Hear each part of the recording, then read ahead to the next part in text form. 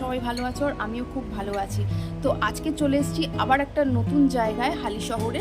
তো চলে এসেছি আজকের হালি শহরের নিগমানন্দ আশ্রমে। তো আজকের এই আশ্রমটা পুরোটা তোমাদের ঘুরিয়ে দেখাবো কীরকম আর কিভাবে আসতে হবে এই আশ্রমে, কতক্ষণ খোলা থাকে, ভোগ প্রসাদের টাইম এবং কত টাকা ভোগ প্রসাদের কত পড়বে, আর এই মন্দিরে কতক্ষণ বন্ধ থাকে, কখন খোলে, সব কিছু এই ভিডিওতে তোমরা দেখে পাবে। আর চলো আমার সাথে পুরো আশ্রমটা ঘুরে তোমাদের দেখাই। প্রথমেই বলে রাখি আপনারা এখানে কিভাবে আসবেন। আমি ট্রেনে করে শিয়ালদা থেকে চলে এসেছি কিন্তু হালি শহরে, এবং আপনারা যেখান থেকেই আসুন না কেন আপনাদের আসতে হবে কিন্তু হালি শহরে, এবং স্টেশন থেকে বাইরে বেরোলে টোটো এবং অটো স্ট্যান্ড দেখতে পাবেন। এবং আমি টোটো করে কিন্তু চলে যাচ্ছি এইখানে, আর আমার ভাড়া লেগেছে কিন্তু 20 টাকা এবং সময় লেগেছে কিন্তু 15 মিনিট। আর আমি কিন্তু একদম আশ্রমের গেটের সামনেই নেমেছি। চলে এলাম আসাম বঙ্গীয় সরস্বত মঠ স্বামী নিগমানন্দ আশ্রমে। আর এটি হচ্ছে আশ্রমের গেট, এবং এর পাশে এটা দেখতে পাচ্ছেন এটা হচ্ছে দাতব্য চিকিৎসালয়। আর এখানে আপনি কিন্তু মুক্ত হস্তে দান করতে পারেন, আপনাদের এই দান কিন্তু এখানে চিকিৎসার কাজে ব্যবহার হবে। আর এই যে পাশে দেখতে পাচ্ছেন এটা হচ্ছে দাতব্য চিকিৎসালয়। এখানে কিন্তু আপনারা বিনে পয়সায় হোমিওপ্যাথি এবং অ্যালোপ্যাথির কিন্তু ডাক্তার দেখাতে পারেন। আর এইখানে সমস্ত লিস্ট দিয়ে দিয়েছে কবে কোন ডাক্তার কিন্তু বসবে। আপনারা চাইলে এখানে কিন্তু ভিডিওটা পজ করে দেখে নিতে পারেন। এটি হচ্ছে আশ্রমের মেন গেট। আমরা যেহেতু বিকেলে এসেছি এবং এখনো 4টে বাজিনি, তাই জন্য কিন্তু এখনো বড় গেটটা খোলেনি। আর এটি হচ্ছে অনুসন্ধান ভবন। আর পাশ দিয়ে দেখুন, যেহেতু বড় গেট খোলেনি, ছোট একটা গেট রয়েছে, এর ভেতর দিয়ে কিন্তু ভেতরে প্রবেশ করছি। আর এখানে কিন্তু সমস্ত নিয়মাবলী লেখা রয়েছে যারা এই আশ্রমে আসবে। তোমাদের আশ্রমটা পুরোটা একবার দেখিয়ে দিই। দেখো, বাইরে থেকেই দেখতে এতটা ভালো লাগছে, এখানে আসলে কিন্তু আপনাদের মন প্রাণ সব কিন্তু ভরে যাবে। আর এই আশ্রমের গেট দিয়ে প্রবেশ করলেই কিন্তু বাঁদিকে পড়ে যাচ্ছে শৌচালয়। আর সামনেই একটু এগোলে দেখতে পারবেন যে একটা খড়ের গাদা রয়েছে, আর এখানে কিন্তু গরু রয়েছে পাশেই। আর তার পাশেই সুধাংশুবালা গার্লস প্রাইমারি স্কুল রয়েছে।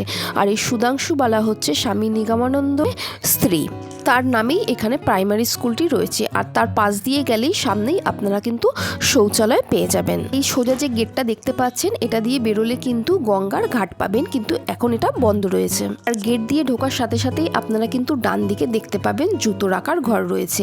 তো সবে এখন জাস্ট মন্দিরটা খুললো, তাই জন্য কিন্তু এখনও এই রুমটা খোলেনি, তাই জন্য জুতোটা আমি বাইরেই রেখে দিলাম। এবং চলুন সামনে যে কী মন্দির রয়েছে আপনাদেরকে দেখিয়ে দিই। এখানে দেখতে পাচ্ছেন খুব সুন্দর একটা চৈতন্যদেবের মূর্তি রয়েছে, এবং তার পাশে দেখুন লেখা আছে গৌরাঙ্গের পথ। আর তার পাশেই আরও একটা মূর্তি রয়েছে, আর এখানেও দেখুন লেখা আছে শঙ্করের মত। এখানে কিন্তু প্রত্যেকটা দেওয়ালের ইসে লেখা রয়েছে, দেখলাম যে গৌরাঙ্গর পথ আর শঙ্করের মত।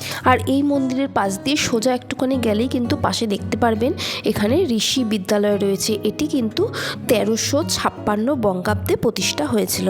আর সামনে যে দোতলায় ঘরগুলো দেখতে পাচ্ছেন, এখানে কিন্তু যারা এই আশ্রম থেকে দীক্ষা গ্রহণ করেছে তারা কিন্তু এখানে থাকতে পারবেন। আর নিচের দিকে একদম এটা হচ্ছে প্রসাদ কক্ষ, আর তার পাশেই রয়েছে কাউন্টার। এখানে 50 টাকা কুপনের বিনিময়ে কিন্তু ভোগ প্রসাদের ব্যবস্থা রয়েছে। আপনারা চাইলে এখান থেকে ভোগ প্রসাদ খেতে পারেন, এবং টাইমিং হচ্ছে সকাল 9:30 থেকে 10টার মধ্যে কিন্তু এসে ভোগ প্রসাদের জন্য কুপন কাটতে হবে। আর আপনারা যদি সেই টাইমের মধ্যে না আসতে পারেন, আমি এখানে একটি নাম্বার দিয়ে দিচ্ছি, এই নাম্বারে আপনারা কল করে কিন্তু ভোগ প্রসাদের জন্য রেখে দিতে পারেন, এবং আপনারা কিন্তু 11টার মধ্যে এসে কুপন সংগ্রহ করবেন। আর এটি হচ্ছে প্রসাদ কক্ষ। এখানে 12:40 থেকে কিন্তু ভোগ প্রসাদ বিতরণ করা হয়। এখন এই প্রসাদ কক্ষের ভিতরটা একটু অন্ধকার রয়েছে, তার কারণ দুপুরে সমস্ত কিন্তু ভোগ প্রসাদ বিতরণ হয়ে গেছে। আর আমি এখানে বিকেলবেলায় এসছিলাম, তাই জন্য আপনাদের একটু দেখিয়ে দিলাম। চলুন এবার মূল মন্দিরে যাওয়া যাক। এটি হচ্ছে স্বামী নিগমানন্দ মহারাজের গর্ভগৃহ বা উপাসনা গৃহ। ভীষণই একটা শান্ত পরিবেশ। এখানে আসলে কিন্তু আপনার মন সত্যি একদম শান্তিতে ভরে যাবে।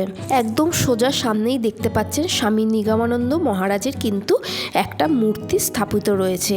আর এটি একটি পাথরের বেদির উপর বসানো রয়েছে।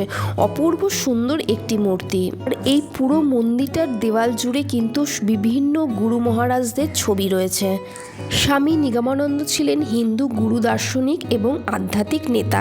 তিনি হিন্দু দার্শনিকও ছিলেন এবং তন্ত্র ও যোগের একজন উৎকৃষ্ট আধ্যাত্মিক গুরু হিসাবে তাকে দেখা হতো। স্বামী নিগমানন্দ পরমহংসদেব সনাতন ধর্ম ও ধারণা প্রচারের কেন্দ্র হিসাবে বাংলায় 4টি স্থানে আশ্রম প্রতিষ্ঠা করেন আর তার জীবনের শেষ 14 বছর পুরীতে অতিবাহিত করেন আর 1935 সালে 29শে নভেম্বর কলকাতায় দেহত্যাগ করেন। এই ফটোটি হলো মা সুধাংশুবালা দেবীর। ইনি হচ্ছেন স্বামী নিগমানন্দ মহারাজের স্ত্রী। চলুন পাশে আরও 3টে মন্দির আছে দেখিয়ে দিই। এই মূল মন্দির থেকে বেরোলেই পাশে দেখুন আরও পরপর 3টে কিন্তু মন্দির রয়েছে। প্রথম মন্দিরটাই হচ্ছে মা ভৈরবীর মন্দির, তো পরের মন্দিরটা হচ্ছে স্বামী সত্যানন্দ মহারাজের, আর তৃতীয়টি হচ্ছে স্বামী নিত্যানন্দ মহারাজের বিগ্রহ। আর এই মন্দিরের পাশ থেকেই কিন্তু আবার বেরিয়ে এলে এখান দিয়ে একটা ছোট্ট একটা দেখুন ব্যালকনি মতন রয়েছে। এখান থেকে কিন্তু দৃশ্যটা ভীষণই অপরূপ, আর সামনে রয়েছে কিন্তু অপরূপ সুন্দর গঙ্গা। চলুন গঙ্গার দিকটায় যাওয়া যাক। তো এই যে মন্দিরটা রয়েছে এর নিচ দিয়ে কিন্তু এরকম একটা দেখুন আন্ডারগ্রাউন্ড মতন রাস্তা রয়েছে। তো এই নিচ দিয়ে আমি কিন্তু চলে যাচ্ছি গঙ্গার পাড়ের দিকে। আর এই গঙ্গার দিকে যাওয়ার জন্য যে মূল মন্দিরটা রয়েছে সেখান থেকেও কিন্তু আরেকটি রাস্তা রয়েছে। আমরা এখন যাচ্ছি গঙ্গার ঘাটের দিকে।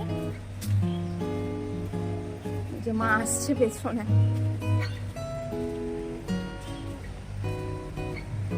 আমাদের এখানে সাইডে দেখিয়ে দিই কিরকম জায়গাটা। আর গঙ্গার পাড়ের দিকে যেতে কিন্তু আপনারা এখানে কিন্তু অনেক বড় কিন্তু বাগান দেখতে পেয়ে যাবেন। বিভিন্ন ধরনের গাছপালা রয়েছে, ফুল রয়েছে। আর এরপরে এই যে দেখতে পাচ্ছেন গেটটা, এটাই হচ্ছে গঙ্গার গেট। আর এই ফুলগুলো দেখে আপনাদের না দেখিয়ে পারলাম না, ভীষণই সুন্দর সুন্দর ফুল এখানে কিন্তু রয়েছে। এখানে যে আপনারা গেটটা দেখলেন গঙ্গায় যাওয়ার, তার পাশ দিয়ে কিন্তু একটা সিঁড়ি চলে গেছে। এই সিঁড়ি দিয়ে উঠলে কিন্তু আপনারা এই মন্দিরে ছাদে যেতে পারবেন। চলুন ওপরে উঠি এবং আপনাদের দেখাই কীরকম দৃশ্যটি লাগছে। তো আমি এই সিঁড়ি দিয়ে যে ওপরে উঠলাম, তোমরা জাস্ট ভিউটা দেখো, এত সুন্দর লাগছে এখন সানসেটের সময়। তো দেখাচ্ছি দেখো, আর সূর্যটাকেও কিন্তু তোমরা দেখো এরকম লাগছে। বলো যদি কোনো একটা মানে এইরকম গরমের সময় বা শীতের সময় হলো, গরমকালে তো ভীষণই ভালো লাগবে, এখানে প্রচুর হাওয়া দেবে এই গঙ্গার সাইডে। তো এরকম আর শীতের ছাইমে তো আসতেই পারো, দেখতে ভীষণই ভালো লাগছে। তো যে কোনো দিন বিকেলের সময় যদি তোমরা এখানে আসো ভীষণই ভালো লাগবে। আর ভিউটাও খুব খুব সুন্দর, চারিদিকটাও খুব সুন্দর, হাওয়াও খুব সুন্দর, ভীষণই ভালো লাগবে। আমার এই ভিডিওগুলো আপনাদের কেমন লাগছে প্লিজ আপনারা কিন্তু কমেন্টসে জানাবেন। যদি ভালো লেগে থাকে তাহলে প্লিজ ভিডিও লাইক করবেন আর চ্যানেলটিকে কিন্তু সাবস্ক্রাইব করে আমার পাশে থাকবেন। আর আপনাদের যদি কোনো কিছু জানার থাকে অবশ্যই আপনারা আমাকে কমেন্টসে জিজ্ঞেস করতে পারেন, আমি আমার মতন যথাসাধ্য কিন্তু উত্তর দেওয়ার চেষ্টা করব।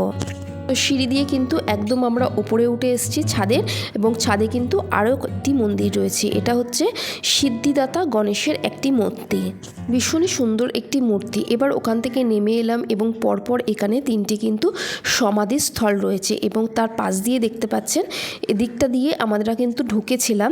আর ডান দিকে যাচ্ছি বাগানের দিকে। এখানে বিভিন্ন ধরনের গাছপালা রয়েছে, অনেক ফুল গাছ রয়েছে, অনেক কিন্তু ফল গাছও রয়েছে। তো এখন সবে সবে অনেক গাছ লাগিয়েছে, এগুলো কিন্তু পুরো শীতকালে ভরে যাবে একদম। আর এখানে একটি দেখুন তুলসী মন্দির রয়েছে, আর এর পাশে দেখুন একটি গঙ্গায় যাওয়ার ঘাট রয়েছে। এখানেই কিন্তু প্রতিদিন সন্ধেবেলায় কিন্তু গঙ্গা আরতি হয়, মানে মা গঙ্গার পুজো দিয়ে এখানে কিন্তু গঙ্গা আরতি করা হয়। তো আপনারা যদি সন্ধেবেলায় আসেন তাহলে কিন্তু এখানে এসে গঙ্গা আরতি অবশ্যই দেখতে পারেন। কিন্তু আমরা এখানে মানে গঙ্গা আরতি দেখার জন্য থাকতে পারিনি, কারণ হচ্ছে আমাদের অনেকটা দূর বাড়ি ফিরতে হবে। তাছাড়া এখান থেকে আমরা কিন্তু চলে গিয়েছিলাম রামপ্রসাদের বসত ভিটেতে, যেটি এখান থেকেই কিন্তু হাঁটা পথে রয়েছে। তো রামপ্রসাদের বসত ভিটেরও আমি ভিডিও আপলোড করেছি, আপনারা চাইলে কিন্তু ভিডিওটা দেখে নিতে পারেন, আমি ডেসক্রিপশনে লিংক দিয়ে দেবো। তো আজকের ভিডিওটা এখানেই শেষ করলাম। যদি ভিডিওটা ভালো লেগে থাকে তাহলে প্লিজ ভিডিওটা লাইক করে দেবেন এবং বন্ধুবান্ধব রিলেটিভদের সাথে ফেসবুক, হোয়াটসঅ্যাপ এবং টুইটারে শেয়ার করে দেবেন। আর আরও ভিডিও পেতে কিন্তু আমার চ্যানেলটিকে সাবস্ক্রাইব করে দেবেন। Thanks for watching.